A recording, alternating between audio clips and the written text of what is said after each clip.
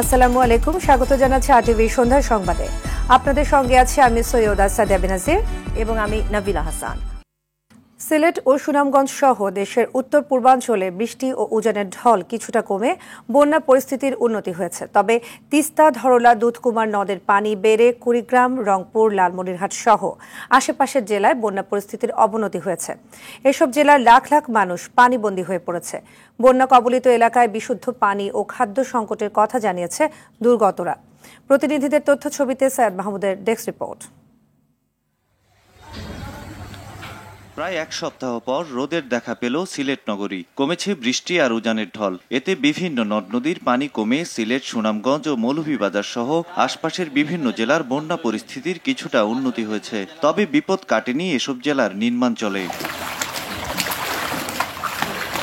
সুনামগঞ্জ পানি উন্নয়ন বোর্ড জানিয়েছে, বেশ কয়েকদিন ধরে সুরমা, কুশিয়ারা সহ বিভিন্ন নদ নদীর পানি বিপদসীমার 12 থেকে 20 সেন্টিমিটার উপর দিয়ে প্রবাহিত হলেও শুক্রবার সকাল থেকে তা কমে আসে 6 থেকে 10 সেন্টিমিটারে। আশা করি যে আগামী 24 ঘন্টার ভিতরে হয়তো বিপদসীমার নিচে পানি চলে আসতে পারে। তবে যেসব জায়গাগুলোতে পানি ঢুকে গেছে সেগুলো হয়তো পানি নামতে সময় লাগতে পারে। পানি কমায় কিছুটা স্বস্তির আশায় সিলেটবাসী। তবে সুনামগঞ্জের নিম্নাঞ্চলে বন্যা পরিস্থিতি এখনো অপরিবর্তিত। আমরা খুবই মানবেতর জীবনযাপন করতেছি। আমরা না শুধু সুনামগঞ্জে যারা বসবাস করতেছেন, বিশেষ করে যারা নিচতলায় আছেন, তাদের অবস্থা খুবই খারাপ। বাসার ভিতরেই পানি, আমি বাচ্চাদের নিয়ে অন্য বাসায় আছি, বাসার সবকিছুই নষ্ট। সুনামগঞ্জ জেলা প্রশাসন জানিয়েছে, জেলার 694টি আশ্রয় কেন্দ্রে প্রায় 24,000 মানুষ অবস্থান করছে। এদিকে কুড়িগ্রামের কাউনিয়া পয়েন্টে তিস্তা নদীর পানি বিপদসীমার 50 সেন্টিমিটার উপর দিয়ে বইছে। প্লাবিত হচ্ছে নতুন নতুন এলাকা। নীলফামারীর ডিমলাই বুড়ি তিস্তা নদীর বাঁধ ভেঙে পানি ঢুকেছে লোকালয়ে, তলিয়ে গেছে ফসলি জমি। আমাদের বীজতলা তলে গেছে, বাড়িঘর তলে গেছে, গরু বাছুর ভাসে গেছে। আমরা এখন খুব কষ্টের মাঝে আছি। হাজার হাজার কৃষকের জমি এবং বীজতলা এখানে তলিয়ে গেছে। 300 ঘর মানুষ বসবাস করে, তাদেরকে দুর্বিষহ হয়েছে। স্কুল, মাদ্রাসা এগুলো তলিয়ে গেছে। সবজি পাড়া সব তলে গেছে। পানি বাড়ি গেছে, এখন বাড়ি কচি কচি তলাইছে। লালমনিরহাট ও রংপুর সহ উত্তরাঞ্চলে ভারী বৃষ্টিপাত ও স্বল্প মেয়াদী বন্যার আশঙ্কার কথা জানিয়েছে পানি উন্নয়ন বোর্ড। সৈয়দ মাহমুদ, আরটিভি। এদিকে কক্সবাজার শহরের বাদশাহ ঘুনায় পাহাড় ধসে অন্তঃসত্ত্বা স্ত্রী সহ স্বামীর মৃত্যু হয়েছে। নিহতরা হলেন স্থানীয় ওমর ফারুক জামে মসজিদের মুয়াজ্জিন আনোয়ার হোসেন ও তার স্ত্রী মাইমুনা আক্তার। ভোরে শহরের 9 নম্বর ওয়ার্ড এলাকায় হয় এই দুর্ঘটনা। ওয়ার্ড কাউন্সিলর হেলাল উদ্দিন কবির জানান, রাতভর বৃষ্টির কারণে ভোর 3:30টার দিকে হঠাৎ পাহাড় ধসে পড়ে। স্থানীয়রা দুজনকে উদ্ধার করে কক্সবাজার সদর হাসপাতালে নিলে চিকিৎসক তাদের মৃত ঘোষণা করেন। এর আগে গত বুধবার কক্সবাজারের উখিয়ায় রোহিঙ্গা ক্যাম্পে পৃথক পাহাড় ধসের ঘটনায় 10 জনের মৃত্যু হয়। সেটি আসলে রয়েছে, সেই হাসপাতালে নিয়ে যায়, হাসপাতাল থেকে করেন এবং কক্সবাজার। প্রধানমন্ত্রী নরেন্দ্র মোদীর আমন্ত্রণে দুদিনের রাষ্ট্রীয় সফরে ভারতের নয়াদিল্লি পৌঁছেছেন প্রধানমন্ত্রী শেখ হাসিনা। স্থানীয় সময় বিকেল 3:30টায় নয়াদিল্লির ইন্দিরা গান্ধী আন্তর্জাতিক বিমানবন্দরে পৌঁছান তিনি। সফরের প্রথম দিন স্থানীয় সময় সন্ধ্যায় প্রধানমন্ত্রীর আবাসস্থল হোটেল তাজ প্যালেসে তার সঙ্গে সৌজন্য সাক্ষাৎ করবেন ভারতের পররাষ্ট্রমন্ত্রী ডক্টর এস জয়শঙ্কর। এছাড়া সফরের দ্বিতীয় দিন আগামীকাল সকালে প্রধানমন্ত্রী শেখ হাসিনাকে নয়াদিল্লির ফোর কোর্টে রাষ্ট্রপতি ভবনে আনুষ্ঠানিক সংবর্ধনা দেওয়া হবে। পরে তিনি হায়দ্রাবাদ হাউসে দেশটির প্রধানমন্ত্রী নরেন্দ্র মোদীর সঙ্গে একান্ত ও দ্বিপাক্ষিক বৈঠক করবেন। বৈঠক শেষে দুই সরকার প্রধানের উপস্থিতিতে বাংলাদেশ ভারতের মধ্যে কয়েকটি সমঝোতা স্মারক ও চুক্তি সই হওয়ার কথা রয়েছে। পরে দুই প্রধানমন্ত্রী যৌথ সংবাদ বিবৃতি দেবেন।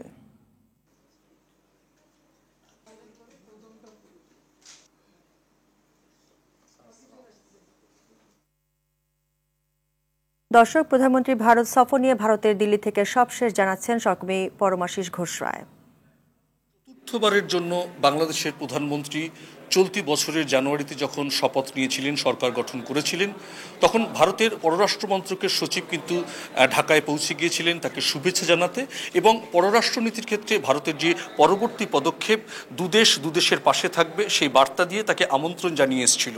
সেই জায়গা থেকে আমরা দেখেছিলাম যে ভারতের 18তম লোকসভা নির্বাচন সবেমাত্র শেষ হয়েছে এবং গত 9 জুন ভারতের তৃতীয়বারের জন্য মন্ত্রিসভা শপথ হয়েছে এবং প্রধানমন্ত্রী নরেন্দ্র মোদী তৃতীয়বারের জন্য কিন্তু প্রধানমন্ত্রী হয়েছেন এবং এনডিএ সরকার গঠন হয়েছে। সেই জায়গায় শপথের অনুষ্ঠানে প্রধানমন্ত্রী যেমন এসেছিল, ঠিক তার দিন 15-র মাথায় কিন্তু কথা দিয়ে কথা রাখার কথা রাখলো ভারতের পররাষ্ট্রমন্ত্রক অর্থাৎ ভারত সরকার।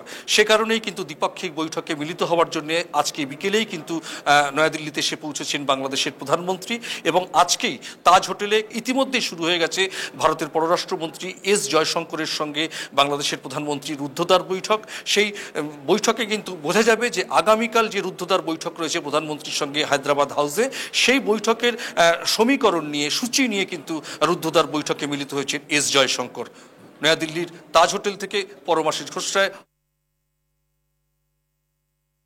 কিছু গণমাধ্যমকে ব্যবহার করে গুজব ছড়িয়ে আওয়ামী লীগকে দুর্নীতিবাজ বানানোর চেষ্টা করছে বিএনপি, এমন অভিযোগ করে আওয়ামী লীগ সাধারণ সম্পাদক ওবায়দুল কাদের বলেন, পুলিশ এবং সেনাবাহিনীকেও জড়ানোর চেষ্টা চলছে।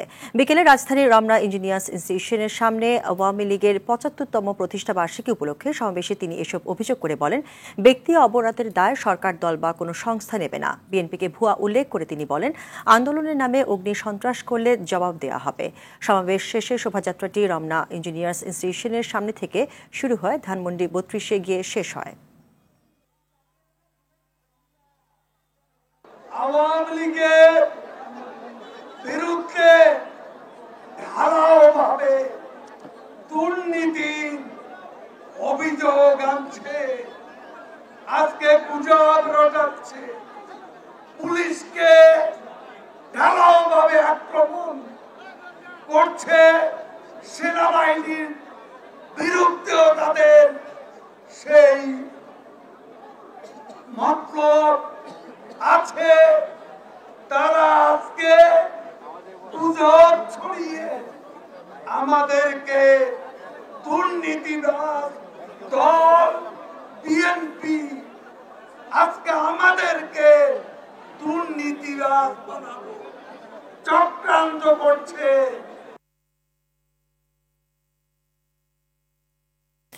কোরবানির ঈদ মৌসুমের মধ্যে রাজধানীর বাজারে এবার কাঁচামরিচের দাম বেড়ে ৩০০ টাকা ছাড়িয়েছে। বেড়েছে পেঁয়াজ ও আলুর দামও, তবে কিছুটা কমেছে ব্রয়লার মুরগি, ডিম ও রসুনের দাম।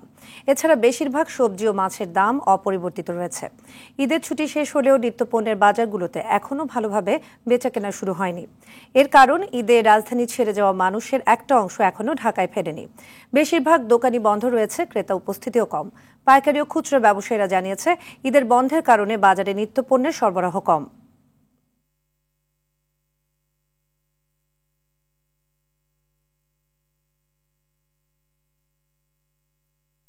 মিয়ানমারের রাখাইন রাজ্যের মুংডু টাউনশিপ থেকে আসা মুহুর্মুহু বিস্ফোরণের শব্দে কেঁপে উঠছে কক্সবাজারের টেকনাফ। এতে টেকনাফ সীমান্তের বিভিন্ন গ্রামের বাসিন্দাদের মধ্যে আতঙ্ক দেখা দিয়েছে। স্থানীয়রা জানান, গেল ৪ দিন ধরে ভেসে আসছে বিকট শব্দ। আজ ভোর থেকেও থেমে থেমে হচ্ছে বিস্ফোরণ। টেকনাফের নাফ নদীর পূর্ব পাশে মিয়ানমারের রাখাইন রাজ্যের মুংডু টাউনশিপের রোহিঙ্গা অধ্যুষিত কাদিরবিল, মংনিপাড়া ও সুদাপাড়া গ্রাম থেকেই মর্টার শেল ও শক্তিশালী গ্রেনেডের শব্দ আসছে। এতে সীমান্তে আতঙ্ক দেখা দিয়েছে, ব্যাহত হচ্ছে মানুষের স্বাভাবিক জীবনযাত্রা। আন্তর্জাতিক বিভিন্ন গণমাধ্যম জানিয়েছে, রাখাইন রাজ্যে মুংডুর দখল নিতে মিয়ানমারের জান্তা বাহিনীর বিরুদ্ধে তুমুল লড়াই চালিয়ে যাচ্ছে আরাকান আর্মি।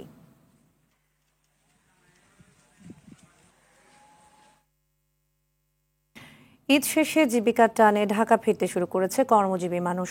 তবে ঈদ যাত্রায় ফিরতে ট্রেন, লঞ্চ ও বাসে যাত্রীর চাপ খুব বেশি না থাকায় অনেকটা স্বস্তিতে ফিরছে মানুষ। স্কুল ছুটি থাকায় অনেকে পরিবারকে রেখে একাই ঢাকা ফিরছে। এদিকে ঈদের আগে যারা বাড়ি যেতে পারেনি, তাদের অনেকে এখন ঢাকা ছেড়ে গ্রামে যাচ্ছে।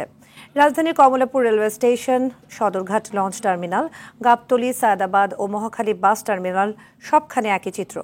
ভোর থেকে রাজধানীর সদরঘাটে আসতে থাকে দেশের দক্ষিণাঞ্চল থেকে ছেড়ে আসা লঞ্চগুলো। বাসের ফিরতি যাত্রা অনেকটা নির্বিঘ্নে থাকলেও ট্রেন ও লঞ্চে 2 থেকে 3 ঘন্টা দেরিতে পৌঁছানোর অভিযোগ করেছে যাত্রীরা। বাসে বাড়তি ভাড়া নেওয়ার অভিযোগও করে তারা।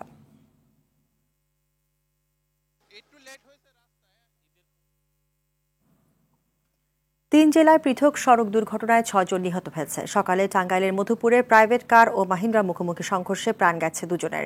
এই ঘটনায় আহত 8 জনকে ময়মনসিংহ মেডিকেল কলেজ হাসপাতালে ভর্তি করা হয়েছে। এদিকে রংপুরের পীরগঞ্জে হানিফ ও বেস্ট ওয়ান পরিবহন বাসের সংঘর্ষে 2 যাত্রী নিহত হয়েছে। এছাড়া ফরিদপুরের মধুখালীতে সড়ক দুর্ঘটনায় 2 জন নিহত। এই ঘটনায় আহত হয়েছে একই পরিবারের 8 জন সহ মোট 9 জন। বৃহস্পতিবার দিবাগত রাত 1টার দিকে ঢাকা খুলনা মহাসড়কের মধুখালী হাসপাতালের কাছে ঘটে এই দুর্ঘটনা।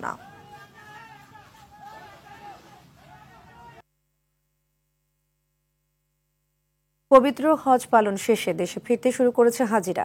গেল মধ্যরাতে 839 জন হজ যাত্রী দিয়ে বাংলাদেশ বিমানের প্রথম ফিরতি ফ্লাইটটি হযরত শাহজালাল আন্তর্জাতিক বিমানবন্দরে অবতরণ করে।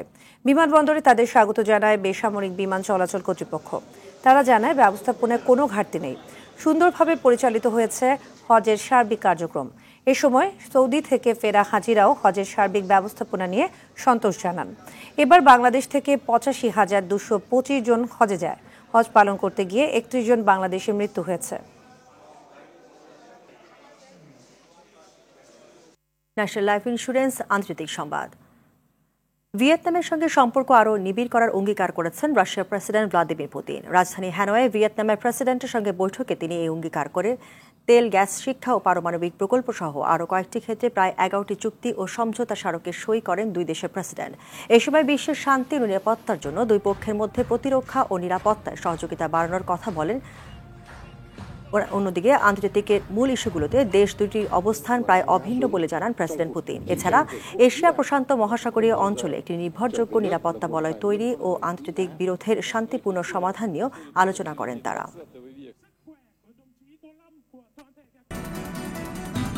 সন্ধ্যার সংবাদ এ পর্যন্তই। সবশেষ সংবাদ জানতে যে কোনো মোবাইল ফোন থেকে 24141 নম্বরে ডায়াল করুন। রাতের সংবাদ 11:15 দেখার আমন্ত্রণ রইল। ধন্যবাদ সবাইকে। ধন্যবাদ।